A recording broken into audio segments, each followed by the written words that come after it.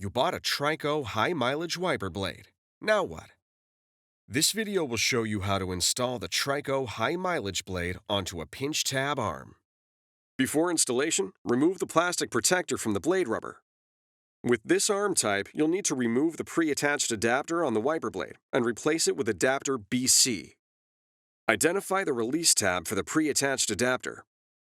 Press the tab down with your thumb while pushing the pre-attached adapter back toward the release tab. The adapter will disengage from the blade. Discard it.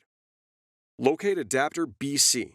Lower adapter BC into the cavity in the top of the blade. Slide adapter BC in the opposite direction of the release tab until it clicks in place. Adapter BC must lock onto the blade before you move on to the next step. Once the adapter is clicked into place, press the tab on the front of adapter B. Lift shim C off of adapter B and discard it. Hold your thumb firmly on the front of the adapter to lift up the back end. Align the sidearm tabs with the side tabs on the back end of the adapter and move the blade underneath the arm. Rotate the blade up until the tip of the arm locks underneath the adapter tab. The adapter must lock into the wiper arm where indicated. Then, lower the arm and be sure to check that the wiper blade is locked before use.